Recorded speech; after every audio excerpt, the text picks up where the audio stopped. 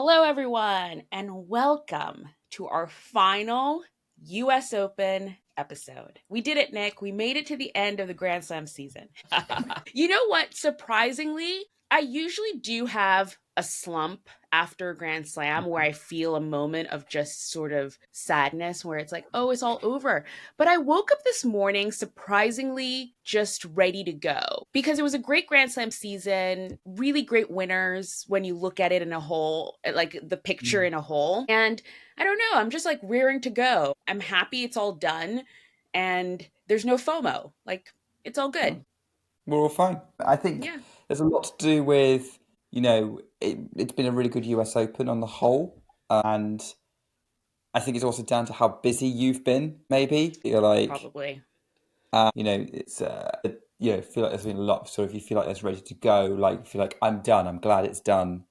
I'm ready to go and move on to the next thing. And I think Yeah. also, for me anyway, I'm also just let it be accepted now that for the next sort of month, I'm not going to be watching much tennis because I don't want Mm, to because it's now in the Asian swing. yeah. So apart from this week, but we'll get into that at the end of the podcast. But the next big step is Asia, and I know I will probably not be watching pretty much anything from that, or unlikely to. Yeah, the time zones get really difficult from now on. So we will see how we do. But in this episode, we are going to be going through the US Open finals. We're going to do our US Open review as a tournament as a whole in general.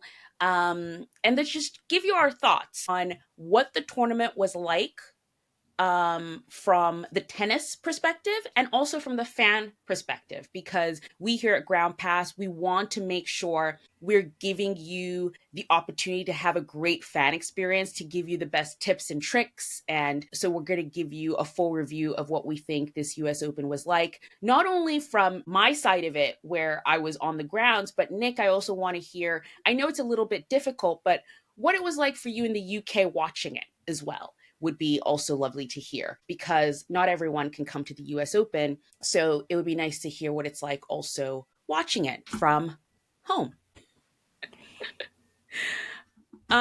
Okay, let us start with the men's doubles finals, because this was a little bit of a heartbreak special, Nick. This was a little bit of a heartbreak special. Oh Did my you word. watch The any ones, of this? yeah, I watched from the middle of the second set onwards, Yeah.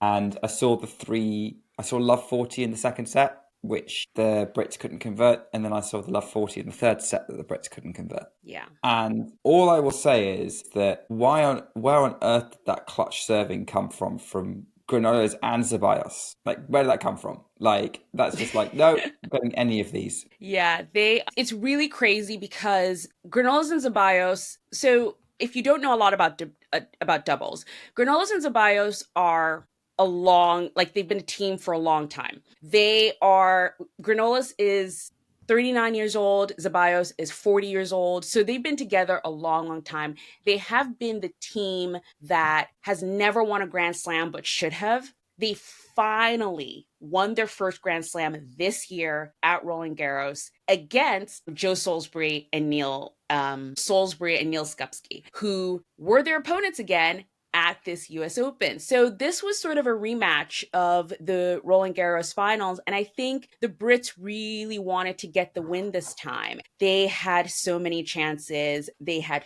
3 championship points, and the team of Granollers and Zeballos saved all 3 of them. You know who was watching? There's an awesome video of Carlos Alcaraz watching this match because Granollers is from Spain and Oh, Carlos cool. Alcaraz is backstage watching it and losing his mind as they save all these championship points. Wow. I mean, that goes to show, like, yeah, there's a lot of camaraderie no matter what discipline of tennis you play. Yeah. That's pretty cool. And hey, But looks it like was the top players watch doubles. Yeah, the top players watch doubles, so you know what that means. You should watch doubles too. But it was just so cute because it was one of those things where it was one of those moments where you realize, Carlos, he's just one of us. He just loves watching tennis so much, and it was such a really sweet moment. I just felt really a bit of heartbreak for the Brits because again, they're a team that I think a lot of people wanted these 2 players to team up for the longest time. They finally did in the beginning it was really rough. Like, I think it was so rough to the fact where people were like, oh, actually, maybe they shouldn't have teamed up. Like, this is not working. But they pulled it together. All of a sudden, in sort of like this kind of like the spring, they started sort of like once it got to the clay season, things started to click a little bit. They then got to the finals of Roland Garros, and then they started playing just really, really great tennis. So to get to a second Grand Slam based on the way they started the season, to get to a second Grand Slam final is a win for them. But then to lose a second Grand Slam final is really tough. We'll get to that again when we talk about the women. But yeah, I think there was an interview with Joel Salisbury. I think, was it the BBC? It was one of the British networks. I can't remember where I saw it, but they were asking him about like, have you watched back those championship points? Which I thought, why are you asking him that? That's crazy. And Also, he, what would you have and to he learn? That, like, the other guys had a great serve. exactly. But he basically was like, no, we're not going to watch back that match for a very long time. We're going to take a minute and then we will regroup later on and watch it. But it was a really great doubles final. Really great for Granollers and Zeballos because, again, you don't know how much longer they're going to be doing this. At 39 and 40, you don't know how much longer they're going to be playing professional tennis. Granollers, for example, was supposed to be in Davis Cup after this tournament. He's withdrawn because he has a foot injury that he has to go take care of. So he's not going to be playing Davis Cup for Spain. So yeah, to finally get their Grand Slam win and they get two, it's great for them. It's really great for them. Yeah. Yeah, big news for them in the Asian. I don't know, doubles players could go on for a bit longer. So Mm-hmm. we're not in a too much of a Novak Djokovic situation for doubles. So they're probably going Not to be yet. in the mix for another year or two, maybe. But we'll see. As you say, Granollers injured, but there seems to be plenty of room on the double circuit for some good stories anyway. Yeah. Yeah. Totally. Okay, let's get into it. Let's get into women's finals. Aryna Sabalenka finally got a Grand Slam this year. She defeats Amanda Anisimova in straight sets. It was not the classic that I expected, nor was it the spicy match that I expected either. There was no spice. It wasn't a three-setter. And I don't know what you thought about the match in general. It wasn't a love and love loss like the Wimbledon final was, but I do think there was some nerves on Amanda's side that didn't let her play the great tennis she had been playing all tournament long. What do you think? I don't know if you could put it down to nerves because she actually started pretty well. Okay, like she got broken early on, but that was a tough game, and then she broke straight back, and then she won 3 games in a row. And Mm-hmm. here's what I noticed: like when Amanda was hitting the ball in the way that she like just really going for her shots, she was winning. She was beating Sabalenka, and that match was at points. It wasn't the match that we were hoping for all the way through, but there were points where it was. So I'd say that early in the first set, when they were really going at the ball and really going after each other, and there was crazy momentum swings in there, and then the end of the second set when Amanda broke back and then kind of got it to what would it have been like 5-6. Aryna holds, wins the tiebreak. That's kind of how I saw it. Like the period, the passage of play where Amanda was swinging freely and going for it. She was a match for Sabalenka, if not beating her. So Mm-hmm. it's just she couldn't maintain the level, and I think she played more like her kind of median level than she did her top level in this match. I think she peaked. She peaked against Iga. She peaked against Naomi in the second half of their match, and even then it was pretty tight. And I think she just peaked too soon this tournament. That was the big problem for Mm. Amanda. She just peaked a little bit too soon, came down from it. If she played like this against Iga, it was probably going to be a three-setter because Iga wasn't 100% in that match. It's now come out that she had a foot problem, so she was compromised. You could see playing that match that she wasn't at her best, but it was still going to be a winnable match for Amanda, whether she played that incredible level or not. Because the reason why it was straight sets was that Amanda played amazing that match. Yeah. So I think that's what happened. She just peaked too soon. And that's what happened at Mm. Wimbledon as well. She peaked too soon against Aryna. And that kind of tells you something that if Amanda's going to win a Grand Slam, she either needs to peak in a final and hope she doesn't come across Aryna or Iga before that, or she's got to stay at that level for both because Aryna and Iga can do that. So I think that's where I'm kind of at with her at the moment, is that she will win a Grand Slam when she can do that. Like when she pulls up, she's got the capability to do what Madison Keys did, which was play amazing tennis for 2 weeks and get better and better and better. She has the capability of doing that, and I have no reason to believe that she won't. So let's not be down on what she can do. Maybe it was nerves. I think it was just there were just weird things that bothered her, and she just couldn't maintain the level she needed to beat Sabalenka, who I was so impressed with during that match, because Sabalenka, first of all, started a Grand Slam final better than I've ever seen her start one, because she's usually a slower starter, and she came out firing. And then Amanda upped her level. Sabalenka was frustrated, still got the break back and the set. And what I noticed is Sabalenka actually decided that she got used to what Amanda was throwing at her by sort of the middle of the second set. And even in that tiebreak, when Amanda got better, and was firing back as good as she got, which was really, really impressive to me. And like, that's one of the reasons why Amanda being so up and down cost her, because Sabalenka's base level that match was so high. She did not play badly. She didn't allow herself to. I can't think of anything Sabalenka did wrong in that final. Like, even she needed 3 championship points. Those were championship points that Amanda won. Sabalenka didn't make any mistakes. Right. I don't think she let Amanda break her. I think Amanda came and kicked the door in, to use the metaphor. So I think this was exactly the performance that Sabalenka needed to claim that last-ditch Grand Slam of the year that could have defined how we sort of saw things going. And I think that's where we're at with her. Is that was always the ideal performance for what she needed to prove, that she's still very much the world number one and she's still the best of the world. And, you know, don't counter her out. Don't say that she's got a problem with the mental attitude. It's just she's coming across players having great days.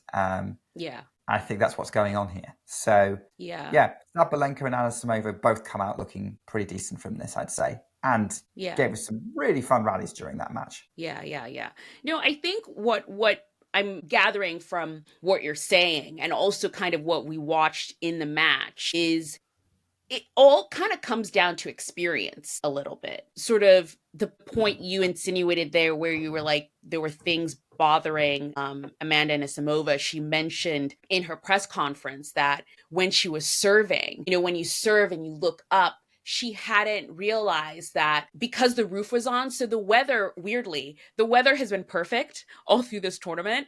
And then during the finals, the 2 days, it rained and the roof was closed. For the 2 finals, and the roof is white. So Amanda hadn't realized, and when she was serving, she was like, I couldn't see the ball because the roof was white and the contrast with the ball was bothering her. So that was bothering her. She said she couldn't see the ball, and that was just from experience. She had never played on Ashe with the roof closed before. Aryna Sabalenka had. In terms of peaking too soon. Yes, she has gotten to a Grand Slam final before. I mean, she's actually done it now. She did it earlier on in her career. She did it at Wimbledon, but those are still new to her. And she's still learning to manage a tournament of that level. So I think what I'm gathering and what we are seeing is Amanda is still growing and she's learning. She is a quick learner. We saw it already from Wimbledon to now, where she's getting to a final and she's losing the final love just because she's exhausted. She has sort of used all of her mental and physical energy getting to that final, that she just has nothing left to give. And then in this case, she still has something there, but there's still a little bit missing. So I think Amanda is just in a growing phase, but I love where she's at right now.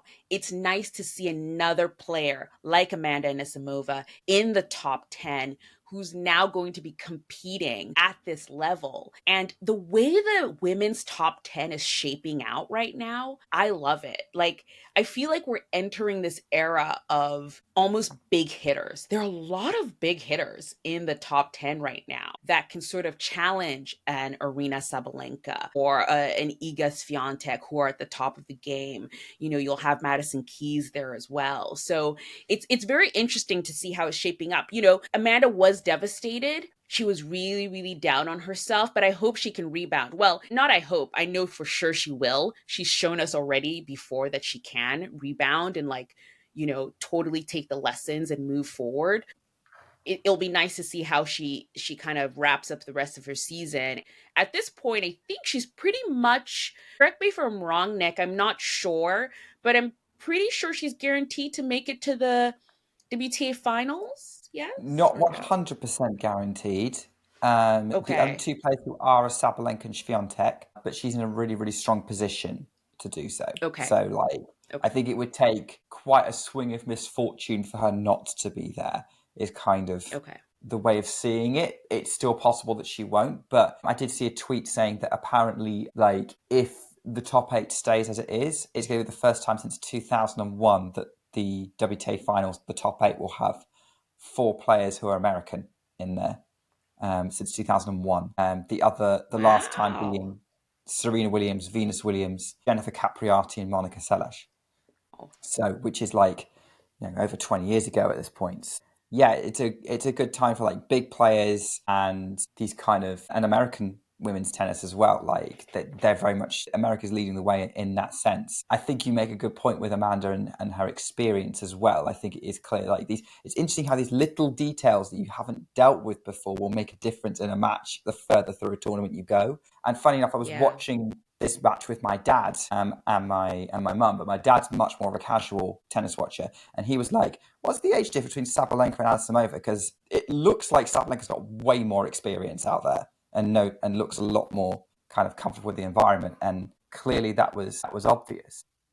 Yeah. But I wanted to ask you, these kind of big hitters kind of coming through. This is something that I would love to get your perspective on as someone who maybe try to imagine a casual fan. What would you say to a casual fan? Because it feels like on the women's tour, particularly, there's a queue of women who are like good enough to win a slam, or we're waiting to win a slam, but haven't yet. And it's like, what's the best way, do you think, of talking about them in terms of like inevitability or strategy, I guess? Where's the best place on the scale to put it? Because if you think, there's the players I'm thinking of, like Amanda's now been in 2 Grand Slam finals. Caroline Mukova was a break-up in the final set of a Grand Slam final, didn't win it.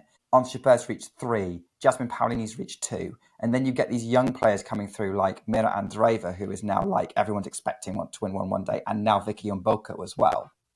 They're Yeah. kind of in the queue for different reasons. Like, how would you kind of pitch that discussion? See, it's different for different players because, for example, you put Ons Jabeur in that list, and unfortunately, with someone like her, I almost put her in sort of like the tragedy sort of bucket in that because I just don't see her getting back into that form of being in contention for a Grand Slam again. But at the same time, and this is the sort of the beauty of women's tennis because there's room for specialists, very much unlike the men's side. You take someone like a Marketa Vondroshova, who's great on grass, or an Ons Jabeur that's great on grass, and if they can get back to sort of like their top health, top form, and you put them on the surface that they're really great at, they can almost beat anyone because they're just so good on that surface. So I think that I almost am like taking it back now where I just see all of it as maybe it's not tragedy, it's just possibility. Like you just put them all in sort of the possibility bucket, and there is a chance for all of them to get there. And that's almost the fun in it on the women's side, where yes, there are the 2, 3, 4 names that every Grand Slam you're sort of like, okay, these are the 4 names that you're sort of like, those are the semifinals, like those are the names that you're expecting to get there. But then there are like 12 other names that are possible and that you wouldn't be mad at if they got their Grand Slam moment because Yeah. they've been so close before and Yeah, and they I think probably there's too should many get names one. to talk about any of them being inevitable. But I love the Exactly. idea that there is so much possibility on the women's tour, and that's why I enjoy it so much, Yeah. and why I have enjoyed it for so many years, is that Yeah. I can look at so many players and see possibility for a big story to happen in one way Yeah. or another. Yeah. And it would all make sense. Like it wouldn't just sort of be sort of like out of nowhere. Like I just feel like they would all make sense because they're Mm. also skilled in their own different way. I know for a casual fan, it might just sort of be like out of nowhere, but I think that's the joy of following the tour for a full year. Because if you follow the tour for a full year, you can kind of see the little breadcrumbs that lead to one of those out of nowhere stories where you're just sort of like, well, they did well at this tiny tournament here and this, or even if you're like, well, 2 years ago, because if Ons Jabeur next year won Wimbledon, to a casual, that could be like out of nowhere. But if you knew her story, you'd be like, well, this was coming. This was meant to be, almost. So, yeah, that's what I think. She's the WTA's Goran Ivanisevic, for those who Yes. remember. Hopefully, I really do. Of all the players that I just hope for not sporting reasons, just for, just nice feeling reasons that they win a Grand Slam, and then just specifically Wimbledon. I just want Ons Jabeur to specifically win Wimbledon. But yeah. Anything? Well, the one thing I will say, just to wrap up on the women's finals, unless you want to say anything else, is I really do think Aryna Sabalenka needed to win the US Open. Or not even the US Open. She needed to win a Grand Slam this year. I think she's such an emotional player and an emotional person in a good way. I love that she emotes so much. She's had such a great year. She's got to 3 Grand Slam finals this year that I just feel like she wouldn't have felt that her season was complete if she hadn't had won a Grand Slam this year. And she is the first female player to defend the US Open since Serena Williams defended the US Open. So that was a really great stat for her. But what did you think about her finally? Did you think, like, in terms of her winning a Grand Slam this year? Because she's still number one. Like, she would have always had that title no matter what. But I just feel like if she didn't win a Grand Slam, it would have been a dud for her anyway. Yeah, but at this point in the tournament as well, because there was a possibility she would have lost number one this tournament going into it if she didn't make the quarters. And then she did, and it kind of made the whole thing moot. So, yeah, I think, that ranking was still going to be there, but it would have been very strange, but she didn't win a slam. And I think Aryna expects herself to win slams and wants to win slams and was very, very close to 2 slams, led by a set in the French, it got to 5-all in the Australian Open. And Keys just struck out, just sort of struck when she needed to get it. Yeah, I think this one for Aryna is going to be really, really important. I'm glad that she got it. I would have felt gutted for her if she hadn't. And I think she's still very much on this journey of I feel like she's constantly having to prove a point, even though she's the world number one. Yeah. Yep. And because for one reason or another, and she's still growing. She's 27. Yeah, I think it's big, and it was nice to see her to have that trophy and get that result. So I'm very happy that she's got it, and I think it continues to make the top of women's tennis interesting, with her at the top still winning slams, with Iga still winning slams, with Coco still winning slams, and that sort of rivalry that's kind of going on that it's going to get interesting at sort of closer end of tournaments. Yeah, bring it on for Aryna. Yeah. Okay, the men's final, the inevitable, the thing everyone expected, Sincaraz Part 3, the franchise that keeps on going. This was this was the final that everyone expected. There was no sort of surprise. No one ruined the final. We all got there. We all got to the Sincaraz. It was the 3rd one this year. It's kind of incredible. And it actually still kind of surprises me that before this year, I think, we always kind of were looking for Sincaraz matches just in general, we were always whenever they were going to meet at a tournament, it was like, oh my God, they're going to meet, especially at a Grand Slam as well. You'd always look for it, but they had never met at a Grand Slam final. So that was the next thing where everyone was like, oh, the Grand Slam final. And it finally happened this year at Roland Garros, where it was it's finally happened. And it turned out to be a classic of a match. I mean, it's going to be in the pantheon of tennis history of a match. And then it just happened again and again. And now, just for the foreseeable future, I don't know about you, Nick, but who's going to stop them from meeting for the next forever? But yeah, so the match happened. It was not Roland Garros. I don't think it's going to be Roland Garros for a very long time because that was a very, very special moment. But it was still fun. I still had fun. I was at the screening, like Ground Pass had a screening at McCarran Park, and it was fun. What did you think in general of the match? It was fun. It was a great watch. Like, again, I watched it with my parents, more my mum. Dad came in after the second set, I think. And yeah, it was good. Like, there were moments regularly where we were going wow from both players. Yeah. Like both players. Maybe more Sinner because we were wanting to see Sinner kind of step up and challenge Carlos a bit and make Yeah. it close. But even then, Alcaraz just does his thing, like with the gosh, what was he did? There was a couple of shots like this insane drop shot that just kept going outwards. Just sort of that insane feel he's got, all that sort of bounce smash from the baseline that the ball kind of curved out of court, like angles that no one in the history of tennis would have a hope of hitting. Just that insane level of side spin on it just worked. Like, those are the kind of matches that they're having. And yeah, it was really, really good fun. I think regardless of when you could dig down into sort of what happened and what the story was for each individual player and why the match ended up turning out to be a 4-set and not a 5 and why it felt like it was more Carlos than Jannik as it went along. But I think one of the key things is when you got those intense points that those two can play where they're absolutely going like full attack at each other, Carlos was winning more of those points, obviously. It was pretty clear that when Jannik was in full attack, Carlos had an answer for him today. Whereas if you're looking at Wimbledon, it was the other way around. And RG, it was pretty neutral. So I think that's probably the main thing to notice as a casual fan, and probably if you want to take anything away from that, take that away as a sign of where the match is going when these two play. And then we can worry about sort of why that all happens sort of when we dig deeper into it. Yeah. Yeah.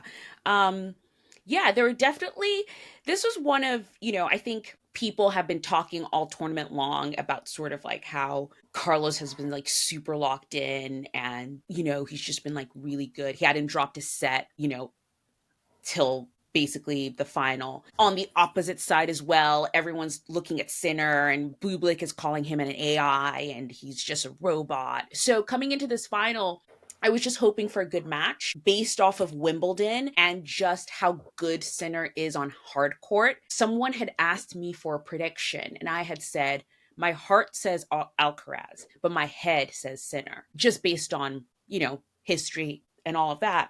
But I was sort of like, when did Carlos Alcaraz become a serve bot? It was so remarkable how much his serve has improved. It was so crazy. If you have been watching Carlos Alcaraz for a long time, you just knew he's a gorgeous player. He has the drop shot. He has the feel. He can get to any ball. He can run really fast. But his serve was always just like, meh. It's not his strong suit. Well, now it is. And that's a problem for everybody. That's going to be a problem for everyone. And then on the opposite side of the court, Sinner could not find a first serve. I was watching it with obviously all the people who came to the screening. And the meme, I think, was it Tennis TV who does it where it's like, can't find a first serve? Like I think that it's Cam thing. Williams. Was it Cam Williams? Oh, was it Cam Williams who did that? I think Cam Williams usually plays it when Oh, when really? someone misses serve a lot on his streams. That's so funny because I didn't know where I got it from. People were saying that because it was like, I've never seen Sinner that bad at a first serve. And then he would double fault and it was just really weird. So I think that really was what was the main thing that almost decided the match. But I think also the biggest takeaway for me from this match that obviously, if you can't tell already, if we didn't say Carlos Alcaraz won the US Open, I don't know if we said that, but he did. But was the post-match interviews. Have you listened to them yet, Nick? Yeah, I watched them live. Yeah. The ones after, not the ones on court, afterwards. No, I never watched them. Okay. I watched both of them and it was so remarkable how already, and I know probably in the back of my head, I know obviously that this is what they're doing, but both players so specifically said how much all they do is work to beat each other. Like they asked Carlos, like, what what did you do differently? And he said, well, right after Wimbledon, he literally said, he was like, immediately after Wimbledon, I started working on what I needed to do to beat Sinner the next time I played him. And then they didn't even ask Sinner that exact question. They asked Sinner basically, what do you think about your game, currently, now that you've, after this tournament? And he literally said, he was like, I think I need to work on getting more variety so that I can, beat Carlos and be a little bit more like him. So I'm not as predictable. And I was just like, it was just so, because we all know this. We all know this, theory. But just listening to them say it so directly was so fascinating that they just literally go back home and they're like, how do I beat this person? I mean, that's the beauty of this rivalry. Like, that's the beauty Yeah. of this rivalry, that like they both motivate each other, because you can see it even when they're playing. I did see the Sinner one, actually. I did tell a lie. I did actually see the Sinner comments. Okay. But even up to this point, like, Sinner makes Carlos lock in and focus. Carlos has always forced Jannik to improvise to a certain extent and go for it and take risks and show a little bit more. And like, clearly they're both on a journey with that, where Carlos knows that he has to stay focused and locked in, and especially on serve. And then Jannik knows that he's got to lighten up a bit to kind of take on Carlos and not be as predictable. So I hope that they're never going to be exact clones of each other, because they're all going to Yeah. come from a different baseline in that and Yeah. different approach. But it's going to be absolutely fascinating. I mean, look, if they're both able to just keep, like, if they get to a point where they're constantly playing tie breaks, that's going to be fascinating to a certain extent. So I'm looking forward to that when that happens, if that's the case. But yeah, I think every great rival has been motivated by, how do I beat this guy? Like, even now, after many decades, John McEnroe won't shut up about Bjorn Borg, because he was obsessed with the man for however long to try and reach and try to beat him. Roger Federer worked really hard to finally work out how it was that Rafael Nadal got under his skin. Novak worked to try and get himself on par with Roger and Rafa. It's that's what's fascinating about these kind of rivalries. Like, that's why we're excited for more of these Grand Slam finals while we get them, until someone else shows up.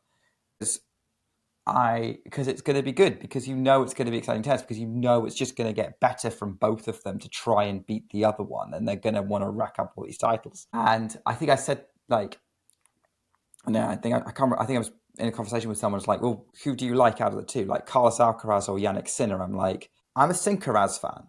I'm not a fan of either one as an individual, like, not as in like I don't like them, because I do. I like both of them, just not enough to support one of them. But I'm a fan of their combination, and I'm a fan of the combination that they bring. And if that's just going to get better as they seek to get better and match each other, then I'm all for it. Yeah, and it's always, you never know which way it's going to come, because I have a feeling, like today and like Wimbledon, it's literally going to come down to who's it clicking for on the day. Because it didn't quite for Sinner, and it was definitely for Carlos. I don't expect that to be how it is next time. Yeah. No, it's definitely a fascinating rivalry, and I'm really enjoying, kind of, as they mature, seeing how they develop and grow, and kind of try and one up each other. But speaking of mature, you know that Carlos Alcaraz is the second youngest man in history to win 6 Grand Slams. Crazy. Who's the first? Who did it first? Bjorn Borg. Oh, of course. Bjorn Borg. He's actually usually, younger by 100 days than Rafa in comparison. Wow. But yeah, it's kind of crazy that this is where they are at. For me, one of the biggest things also just watching these two, especially on the men's side, is like, the rest of the tour on the men's side really need to take note, because, we just had a whole conversation about the women's side and all the different options and all the other players that, we can consider as Grand Slam champions and all of that. And on the men's side, I'm just like, okay, so there are two, and I just don't see anyone else. And yes, there are other players that I can see coming up. You see a Ben Shelton, you see an Arthur Fils, Joao Fonseca when he matures a little bit, maybe, but it still seems so far away compared to these two. And you just think, can the others catch up sooner? before these two run away with it. Yeah, which we talked about on the last podcast, didn't we? So maybe not. I think it's going to take a tremendous effort. I think it's more likely going to be whoever the next young guy is going to catch up. Maybe someone will snatch a win, like a Ben or a Jack, like a Ben Shelton or a Jack Draper. Jack Draper, yeah. Every now and again, but it is going to be these two defining it. But again, this is one of the things, like maybe if you're a casual fan, you're getting out into kind of these bigger discussions, you might see this kind of coming up. Like, we want to see more stories on the men's side, like we are with the women's side, as we're saying. But this is a question that I want to again throw at you and get your perspective on it. Is the only downside of the women's tour for a lot of people is they don't have a Sinkeras. The closest they've got is Aryna and Iga, which you don't get very often. Right. Because the other tournament on their day has that. And by the way, if you've never watched an Aryna Sabalenka Iga Swiatek match, I can't think of a dud that they've played. But it doesn't happen that often, and they've never met in the Grand Slam final. Is that a major downside to the state of play? I don't think so. But what do you think? I don't think so either. And I almost think tennis is better for it because we have two different tours that give us two different sides of it. You know what I mean? Where we have the option. We have the women's tour, which gives us a little bit more variety and option. And then you have the men's tour where there are these two juggernauts and, then you have the rest. So I think it's a win-win for now, at least. We'll see how it goes. Maybe in the future I might change my mind. But for now, as we, maybe move on to the next section, I think looking at this tournament as a whole, I'm actually happy we had a different side of the women's tournament and the men's tournament, and that we could get a different variety on both sides. Yeah, I think that's the best way of putting it is like if you watch the tours together, you get more out of it. I think that's the perfect way of looking at it, rather than looking at which one has the better product and which one doesn't. Enjoy it as a combined product, because that's what you and I do. So let's just settle in and enjoy the ride and enjoy the matches that we get as a result of both. So it should never be either or. Yes, because you'll be missing out on something. All right, okay. Let's move on to our tournament review. Tournament review in general. Okay. I think we'll just divide this into the good and the bad. Let's start with the good. Let's talk about what we thought was good, and then we'll go into what we thought was bad. And, I think it's all relative. I'm not just like, this is good, this is bad. I think it's all relative. We all have different ideas and thoughts. And hey, share yours with us. If you attended, the US Open, or even if you watched from home, drop us a line in the comments. Let us know if you share our opinions, if you think differently. We would like to know, because I think joining in the conversation helps. It'll also help others kind of understand what it's like attending the US Open, or how to watch the US Open over sort of like the off season leading into next year. What I'm going to do is help flush out our tournament guides, because I've fallen behind on those, but definitely before the US Open starts next year, we will have a tournament guide, and it'll be nice to sort of have a full thing that people can look at before they, buy flights and tickets and all of that they can look at. So these sort of things will help build that out. But in terms of what was good this year, for sure, the women's tournament was just much more fun than the men's tournament. I think we've said this. Of course.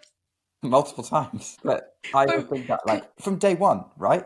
Yes, from day one. Because for me, I don't like predictability. I like variety. I like to not know what's going to happen. And the men's tournament just felt like a freight train headed towards one destination, a Sinkeras final. And even the matches leading to that final were just not exciting. They were not, there were definitely a few fun, exciting matches. For example, I watched, moments I'll remember, I was watching Gael Monfils and Roman Safulin on court 5 at night. That was a fun experience because of the crowds, and it was fun. And, there were moments. Al Munar had great moments this tournament. There were moments like that, but in general, it just felt, Felix Auger-Aliassime had great moments, but it just felt like a freight train headed towards a Sinkeras final. Where on the women's side, it was just like anything could happen. Taylor Townsend was just like having the best moments on court, taking out like Mira Andreeva unexpectedly, like almost made it to the quarterfinals. Like it just was like everywhere you turned, there was a fun match happening. And I loved that sort of, it just wasn't predictable. And that's why I liked the women's tournament better. Do you have a favourite match from these 2 weeks, men's or women's? Or doubles? I'll let you have more than one if you really can't decide. That Barbara Krejcikova match and Taylor Townsend was really good. That was a really good match. Felix Auger-Aliassime Sinner was also really good. That was a really good match. Even though I didn't watch that in person, I watched that at home. Off the top of my head, those are the two that I can think of right away. Yeah. I think off the top of my head, like there's a few that happened that I'm like, oh, I'm really annoyed that I missed that live. And I did watch the highlights, but it's not the same thing. You don't really experience it in the same way when you do that or like watch it back unless you really just cut off social media, which I have done in the past, but it's very hard to do with tennis actually. Yeah, it's really hard. Not necessarily because I can't go on social media, but because like getting a full match to go back and sit down and watch it is actually a challenge sometimes. But for me, it's Krejcikova beating Townsend because I was just so into that match and it was so good match. And it was so dramatic and tight and there was just so many interesting stories going on there. So for me, that tiebreak in the second was that was a great match. Really I wanted to like I was trying to find someone else who was watching this match because I was like, are you seeing this? And I was like, yes, I can't feel my legs. No, that was and being in there in the stadium was really, really good too. Yeah. Yeah, a lot of the women's matches were just like really good. It's hard to like remember specifically, but those two matches I would say are like one of my favorite moments of this tournament. Yeah. Yeah. Another great thing, actually, that funny enough, the US Open hasn't posted any sort of like, we broke this record of millions of people entering, they haven't posted any of those. So I have a feeling they didn't break any records because the grounds were crowded, but it wasn't uncomfortable. So I don't know if they sold less tickets this year or what they did to sort of reduce the number of people on the grounds. And I have a feeling they just sold less tickets, either less ground passes or less tickets somewhere because it was like last year was insane.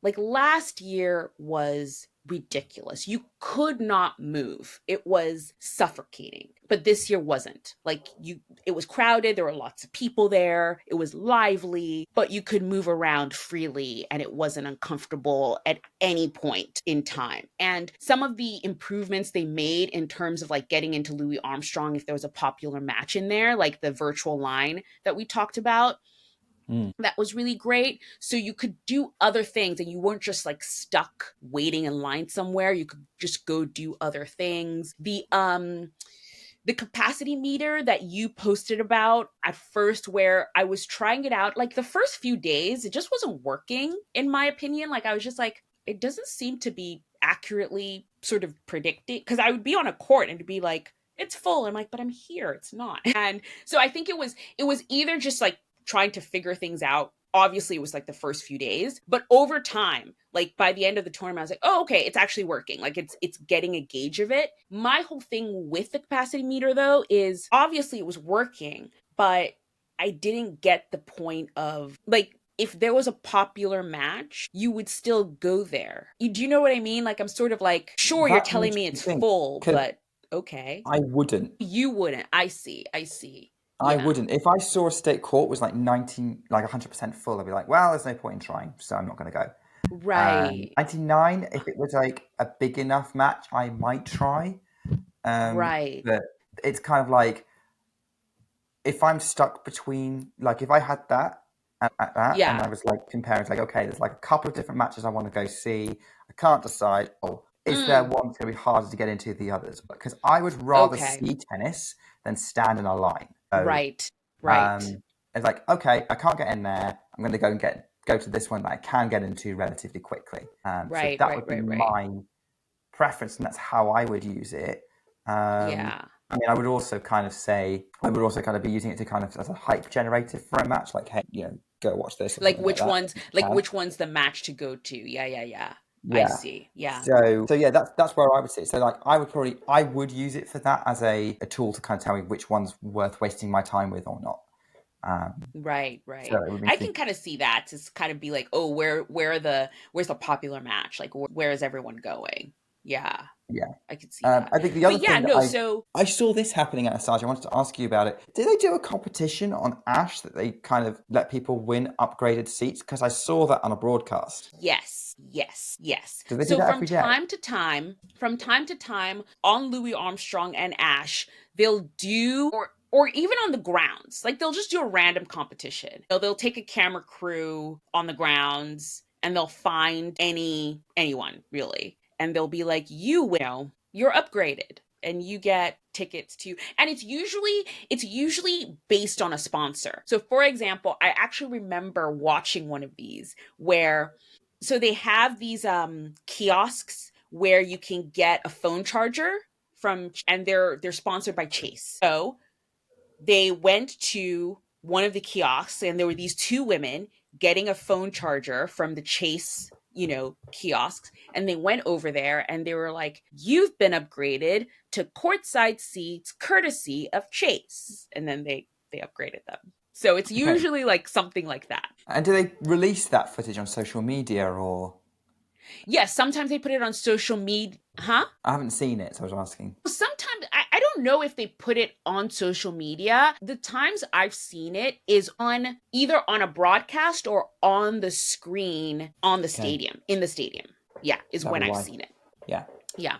But yeah, they do it. They pretty much do one, more than one actually, like one a session or something like that on a court. But they do it a lot where they like upgrade people's seats, or in between sessions on Louis Armstrong, like they'll ask people questions or something. It's never the same thing. It's either they'll just do it randomly, or they'll ask you a question, or it's something different. But then they'll like upgrade seats and stuff. Yeah. I've not seen it before. Saw it on a broadcast. Thought it was a really cool idea, especially for something as expensive as the US Open, which we've talked about before and we'll talk Yes. about again. And Yes. something as big as the US Open, you can see the disparity of what a good seat and a bad seat looks like. I think it's a great thing to offer as a little bit of incentive, even there's like thousands of people on the grounds and like the odds of winning something like that are big. But also, again, if you're a new fan, that's one of those things that you can, or any fan can go and like, oh, I wonder if I'm going to bump into a camera crew today. But I did Yeah. like that as a piece of a way to engage the fans. Yeah. And it's also one of those things where you kind of, because that's the one thing about the US Open, there are camera crews everywhere.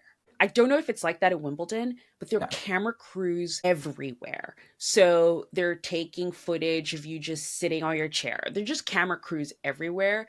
So if that's your bag and if that's something you might want to do, you have tons of opportunity to possibly, you know, get upgraded.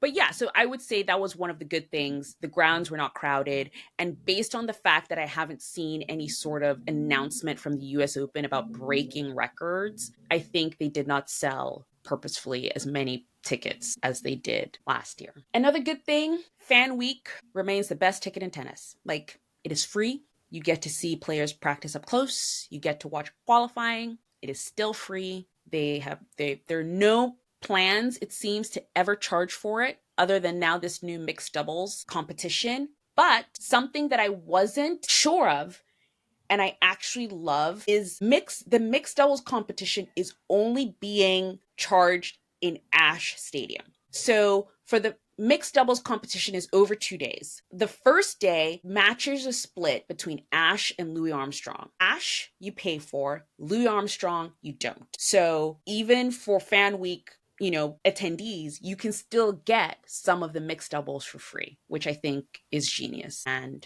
you still keep that goodwill amongst fans. You know what I mean? love it, Yeah. love And it. Yeah, I think what was really, really good, again, it's like, and that's the thing about the US Open is there are these little things sometimes that I think people are upset with them about, but then they do these little things that you're sort of like, oh, that was brilliant to do, because Venus Williams was participating in the mixed doubles championship. All of her matches were well, she only played one because she lost in the first round of it, but they put it on Louis Armstrong, which was the free court. They could have put that on Ashe. They could have put her match on Ashe, but they didn't. They put it on Louis Armstrong, which was the free court. So you were able to see Venus Williams for free. That was genius. That was a really smart thing to do. It just sort of like is free goodwill from the fans. So I think, there were really smart things that they did there. Even with her doubles matches during the tournament, they put them on Louis Armstrong, which is the people's court, in my opinion. Louis Armstrong's the people's court. Ashe is not. Louis Armstrong is the people's court, and they put her doubles match on there because it has a general admissions area for ground pass holders.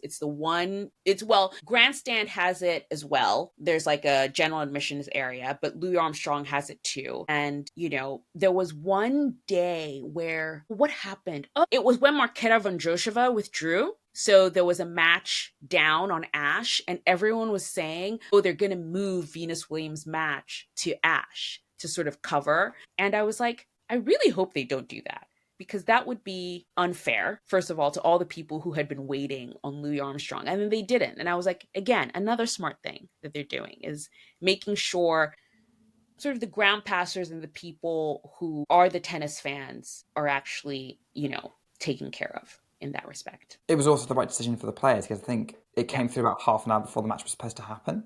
Yes. And yes. the players would have just been warmed up, ready to go in half an hour, to be told, actually, no, we need you to go wait another couple of hours and do a night session on Ashe. Yeah. That just wouldn't be fair. Yeah.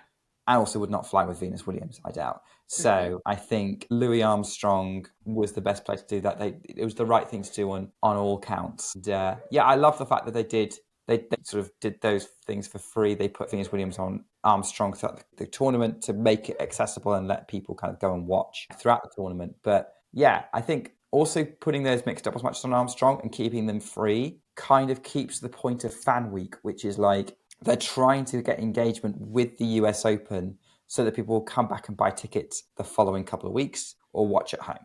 And that's the kind of main point. So to kind of shut everything off for the mixed doubles would have probably shot themselves in the foot. So it's just that it keeps with the spirit of Fan Week. And I think that's really, really important. Yeah. Anything else good for you before I move on to what was not so good? I mean, it's difficult because I wasn't there. Yeah. So like my experience of the tournament's been through TV, through Sky TV, which really good coverage on the whole, always is.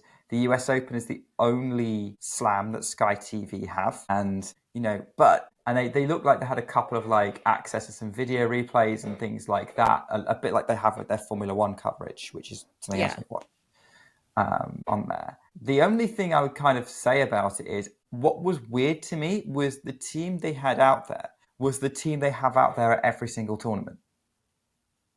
So they didn't add anyone. They didn't do anything different. I think they just made sure they had everyone available rather than select people. But it was the same faces. They didn't add anyone or really do anything different. It was just another tournament, but they were just doing more tennis because it was the US Open.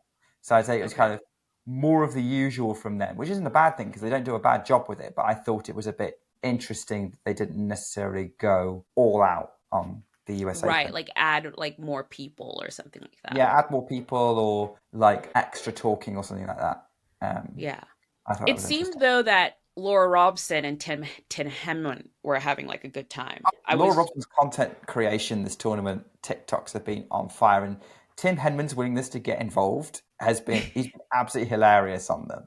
Like I did not see him as the kind of guy who'd be up for that, but yeah, he is, and he had a lot of fun. And Laura's been sharing some good moments on her social media as well, including a very awkward conversation with Martina Navratilova that she had on air. That was awesome.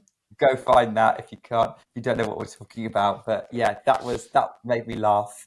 Like the social, but that's all being driven by Laura rather than the Sky Sports team. But I think it's interesting that it's interesting about that Laura Robson's kind of doing that. Maybe we'll see some changes because like Laura's the tournament director for Queens, the women's tournament, not the men's. And Tim Henman actually has a scene, like he's on the board at Wimbledon. So it'd be interesting to see if the British tournament start doing anything different to try and generate some engagement. Like, hey, we did this and it was fun, and people worked with it. So, or any kind of coverage that we Brits do of other tennis tournaments, because the Brits don't know if anything goes on that doesn't go outside of the UK, really. We're always surprised when June comes round and the fuzzy yellow balls come out. So, yeah, it's like, oh, wait, oh, yeah, it's that time of year, isn't it? Yeah.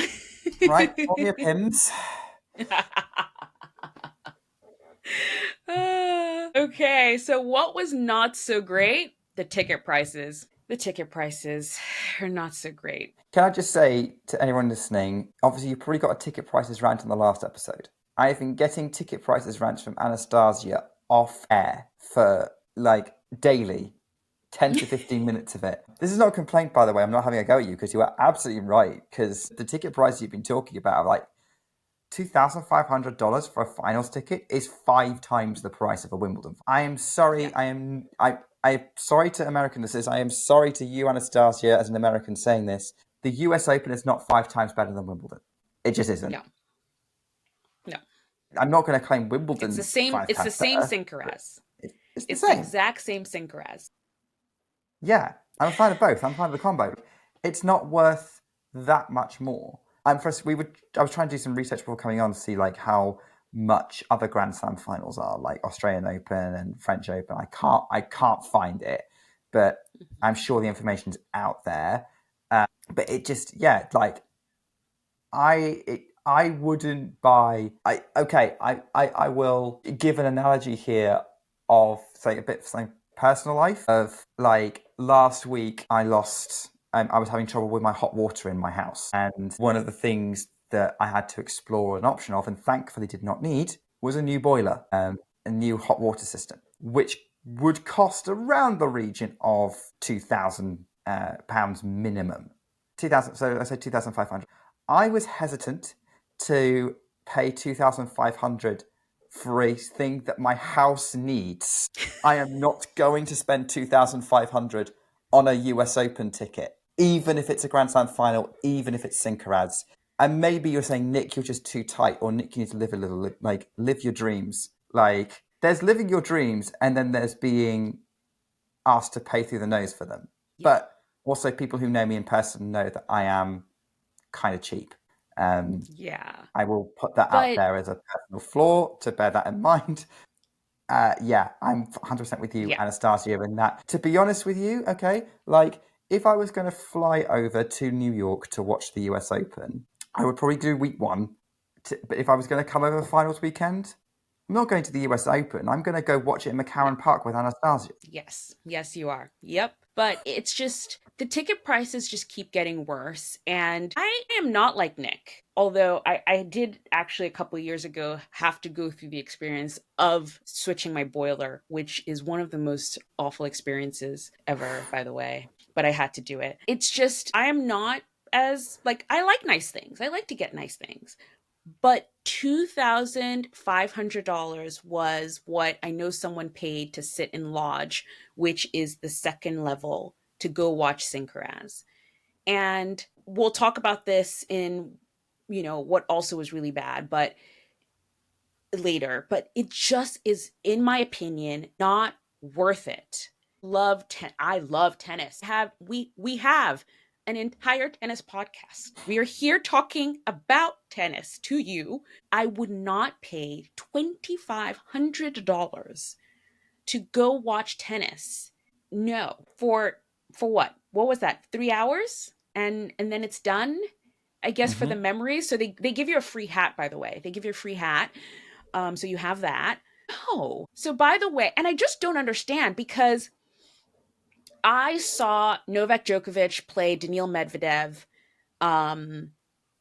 in 23. Was that 23 when he won? 2023, yeah. Yeah, so that was 23. For those tickets, I think I paid $450 in that range in Lodge. So the same spot that we're talking about for Novak Djokovic and Daniil Medvedev. And now that ticket is $2,500? What?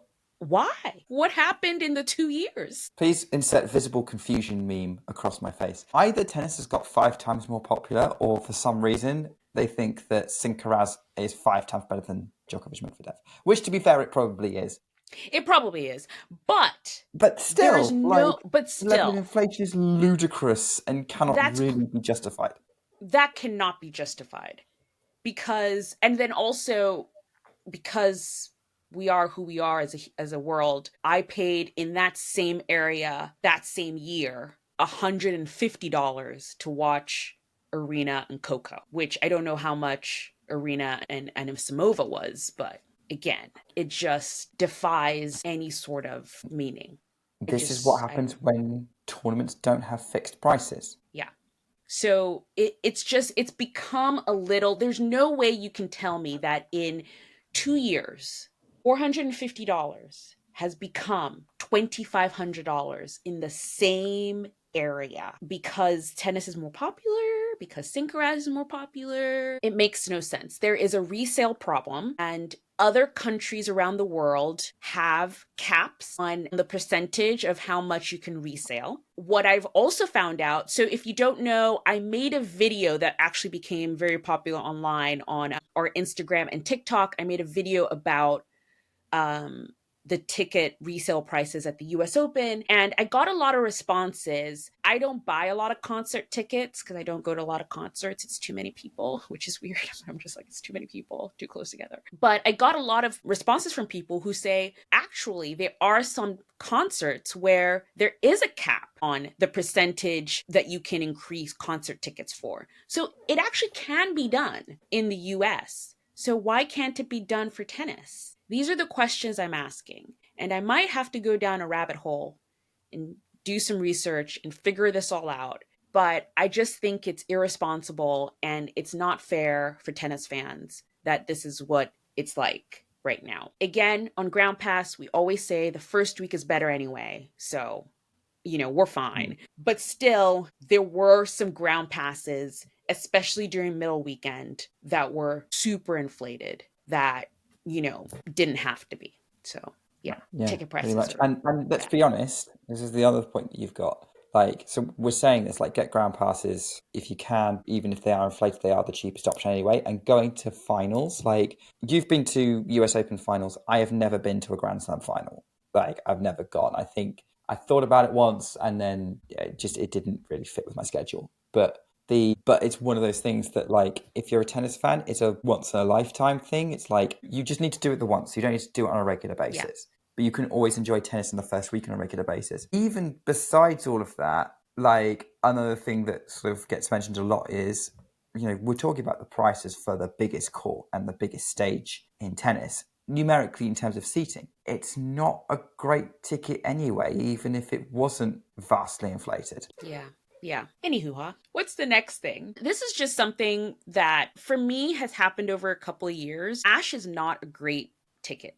The Ashe ticket is not a great ticket. It happened last year, and I think also the year before, really. But a lot of matches in the first week of Ashe, they were over, very quickly. The day session was over very quickly. They would have to add a match, to sort of like make up for the time. People pay so much money and you're just getting two short matches. A lot of times it's because that's where the big names are put. And in the early rounds, based on the draw, you have a lot of big names playing either qualifiers or lower ranked players. And a lot of those matches, not all the time, but they tend to be blowouts. So you're not getting the best quality matches on Ashe. The biggest kept secret of the US Open is that the best matches are on Louis Armstrong. I don't know why people don't buy tickets to Louis Armstrong. Everyone I ever meet, they're like, "Oh, I'm going to Ashe. I'm gonna go watch Novak, or I'm gonna go watch Coco Gauff." And I get it, I understand. But if you want to watch good tennis in the first week, buy a ticket to Louis Armstrong day or night session. You will not be disappointed, I tell you. So for me, that's still a bad thing. Tickets to Ashe in the first week are not worth it. Start in the middle weekend if you have to. If you want to get a good Ashe ticket, start in the middle weekend, and then you'll be fine. Anyway. Or go in fan week, pay for one of the things on Ashe, or go and watch a practice on Ashe. Exactly. If you want, yeah, pay for like the mixed doubles thing on Ashe for fan week, and you'll be fine. Yeah. Yeah, if you want to have that experience, I think that probably seems the most Exactly. cost-effective way. Yes. Yeah, Totally. yeah, Yeah. that's probably the best way forward. The last thing is something that was quite unexpected. Just totally unexpected. Didn't think we'd be talking about this today. But the men's final yesterday was delayed because the president was coming to the tournament. And this was known a few days before that he was coming. But so the men's tournament was supposed to be at 2 p.m. At around 1:30 Eastern, it was announced that the men's tournament will be pushed to 2:30.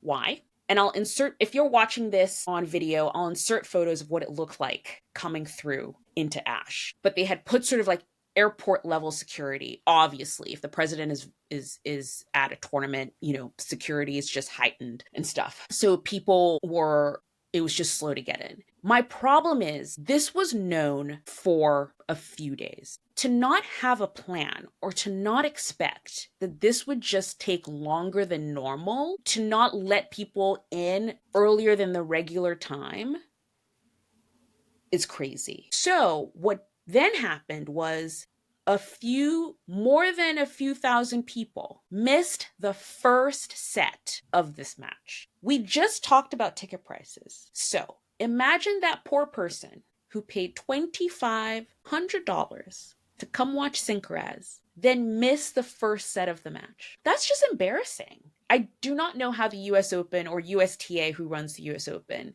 can sort of like look those people in the eye and say, so sorry, you paid all this money. You're going to miss the first set of the match. Like that just, and you know what is so funny? Like the most embarrassing thing about it too was I saw this post on X that I was just like, oh, this is even more embarrassing, because someone posted on X where they said, the royal family attends Wimbledon every year, but they seem to not delay the matches ever. And here we are.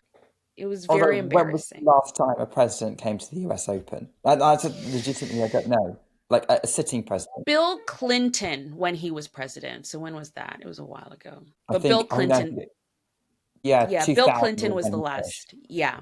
Bill Clinton was the last years. president to attend. Yeah. So it's been a while, but still, it's not like it's never happened before.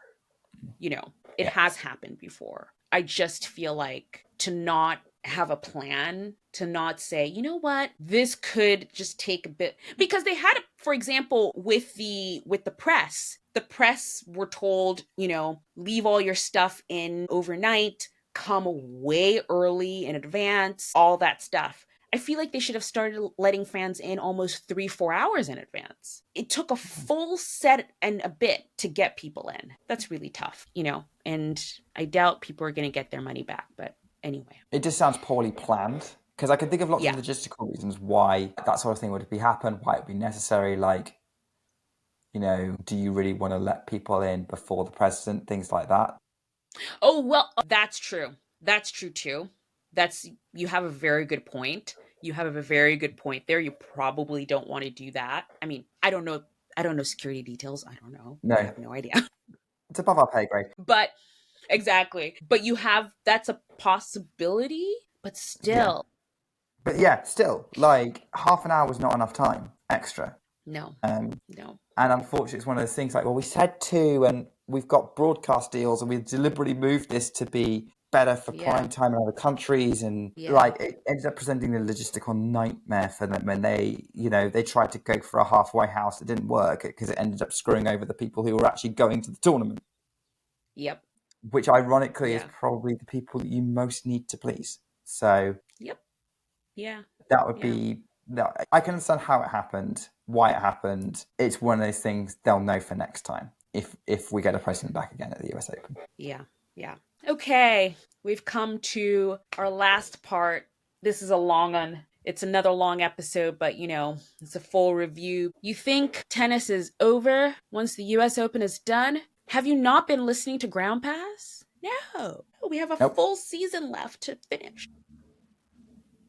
I alluded at the start, we've got the Asian swing coming up. Starts in a couple of weeks with Billie Jean King Cup, and we'll be winding up for Beijing and Tokyo and going to Shanghai and all that happening. That's not happening this week, though. This week we have Davis Cup. So the guys do get a bit more of a break because that's only going to be over the weekend. The WTA has a 500 happening in Guadalajara.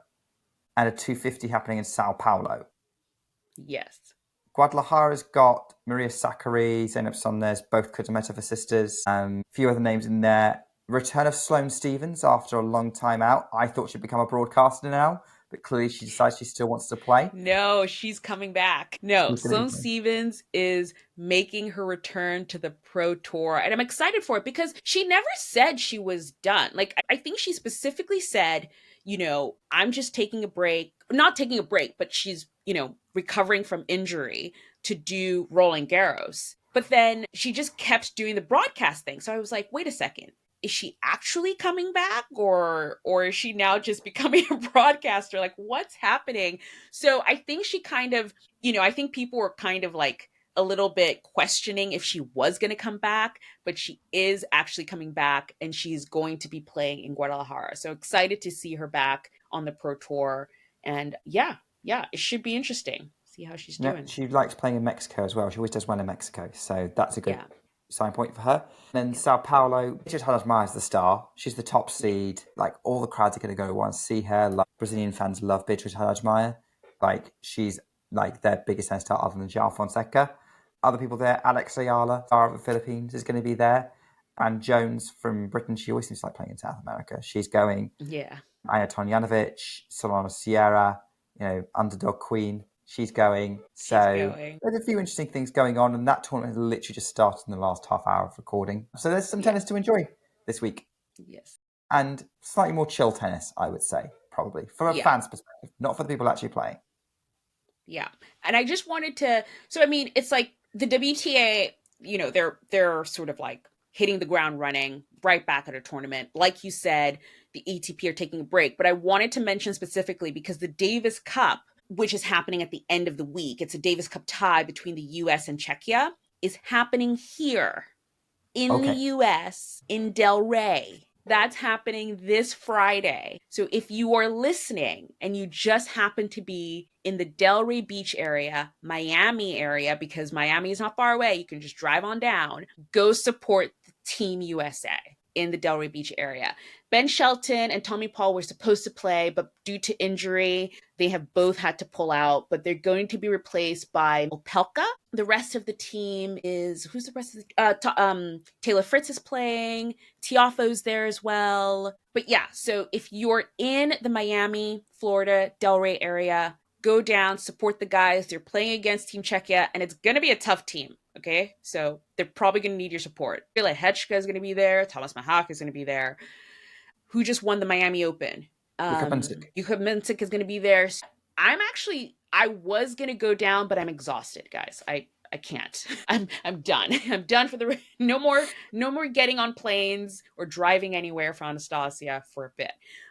But I think that's going to be a really exciting tie against two very strong teams. So go down to the Davis Cup in Delray and support the guys because that should be really fun. It's been a while since there's been a local Davis Cup tie in the US, so that should be fun. And if you can't make it or to any of the Davis Cup matches, because there's a few happening, you can watch them on Tennis Channel. Or at least you can here, like Tennis Channel International is where I'll be watching, keeping an eye on what's going on there. But go if you can. I've been to Billie Jean King Cup and the atmosphere is incredible. Davis Cup is no different. So definitely go and check those out. It's going to be fun and a super close match. Zazia, we've got one more thing to do, haven't we? It is time. It is time for the Player of the Fortnight. 1 month after the last one we did. Yes, it's been a really, really long time, but forgive us. It's been a while. But I think these are really good. These are really, really good players of the fortnight. And we almost kind of teased it a little bit last time, unbeknownst to us. We didn't realize we were teasing it when we teased it. But I will start. Player of the fortnight on the ATP side is Jaume Munar. Finally! He's not. He made it. The guy who should have been player of the fortnight by this point, but he has finally won it. Congratulations! You are the Aryna Sabalenka of Grand Pass, Jaume Munar. You made it. We should make trophies. We're gonna make trophies, guys. We're gonna make baby trophies for Player of the Fortnight, and every Player of the Fortnight is gonna get a baby Player of the Fortnight trophy. But no, Jaume Munar has had a phenomenal season. Turns out, for example, Carlos Alcaraz won the US Open, so he's pulling out of the Davis Cup tie. Guess who's replacing him? Jaume Munar. Jaume Munar is just on a roll right now. Played really well in Dallas. This US Open, he made it to the fourth round. His last match at the US Open, he lost really badly to Lorenzo Musetti. And at first I was like, ooh, this is like a really bad loss. Well, guess what? Jaume Munar had laryngitis at the US Open. Wow. And he made it to the fourth round. Jaume Munar, take a bow. You are having an incredible season. And if you don't know anything about Jaume Munar, I think he's just one of the new, and he's not young, he's not sort of like an 18-year-old up and coming in the scene. He's been around for a while, but I think his game is finally starting to click, starting to come together. I think he's definitely one to watch, especially next season. I think he's one of those players. I truly do believe, after having this such a great season, even next season, I think he can kind of add on to it and develop and have a great next season as well. So Jaume Munar, you did it. Player of the Fortnight. Really, really well deserved. Well deserved. About time. And face it, if you're winning with laryngitis, you put the work in. So definitely a good week to get this one. Right, time for mine. My pick is Taylor Townsend for Player of the Fortnight. Because who else? I was like, yes, she's the ultimate Grand Pass story from this tournament. So close to the quarterfinals. We talked about the match she had with Barbara Krejcikova, which will live long in the memory. Heartbreakingly didn't make it. Heartbreakingly didn't win the US Open final this time, but hopefully she does in the future in the doubles with ideally Siniakova because they're a great team. But here's why you should. But here's the thing: Taylor Townsend, go watch her on a ground pass in singles or doubles because she's great. Go watch doubles. We've been enjoying the doubles so much this US Open. She's been a big part of that. And I think also her journey is kind of in the singles is kind of over the 2 weeks is kind of like everything that we kind of want Grand Pass to highlight or talk about or like kind of in the story of the tournament. She was the center of drama in the early part in the first week, and the first week was all about drama. And then she gave us one of several great matches in the second week against Krejcikova. Obviously, she beat Mila Andreeva. She has another proper run 6 years after her previous one where she beat Simona Halep. And then, does the run to the doubles final again. And that's really, really exciting. So Taylor Townsend, for me, is always a solid Grand Pass pick. And he was the Grand Pass, the story of the tournament that you could have gone and watched on a Grand Pass, or at least a decent ticket. Even, I was going to say, you could have enjoyed seeing her fight with Jelena Ostapenko, but actually Anastasia was there and couldn't understand what was going on and had to find out about it later. Yeah, I wasn't close enough. Kind of what went down with that. So Taylor Townsend, take a bow, really enjoying having you as part of the tour and want to see more and would recommend anyone go watch her. Yeah, such a fun part of the tour. Great watch. Now has a great line of clothes. So, all in all, great player, great watch. These are like, I think this pairing is one of my favorite like pairings of like Player of the Fortnight that we've done in a long time. Guys, this was a long one, but such a fun one. Wrapping up the US Open. It's been such a great tournament, a great end to the Grand Slam season. We've had a great time. Thanks for, sticking with us. If you're new to the Ground Pass family, welcome. We're fun. We like to keep it fun and light. That's Nick and I. But yeah, we will have a playlist for US Open podcast, so you can go check that out wherever you're listening to this. Please give us a 5-star rating. It's the way people can find us and, listen to the podcast. If you're on YouTube, please like and subscribe. Leave us a comment. Those really do help us know what you want to see, what you're liking. It's great to have those conversations and just sort of like know where we're all at. I really love responding to the conversations and seeing that. My favorite like conversations I've had so far are on the sort of fashion episodes that we've done. You guys have opinions. I like them. I like your opinions. They're fun. But yeah, either way, we'll be back next week. Maybe TBD. We might be back with Meet the Professionals episode. If you're new to following Ground Pass, we might have a video out sometime this week with an explainer, but just really quick, we do a Meet the Professionals episode usually as a filler sometimes to give ourselves a break. They're really great interview episodes that we do with what we call professionals within tennis who are not tennis players. So we talk to coaches, we talk to commentators, physios, people around tennis who are not tennis players are usually really great, fun interviews. So we might come with you with one of those next week instead of a regular podcast like this. And then we will just be back the following week. Either way, we will see you next week, whichever shape or form. Thank you so much for such a great Grand Slam season. Bye, guys.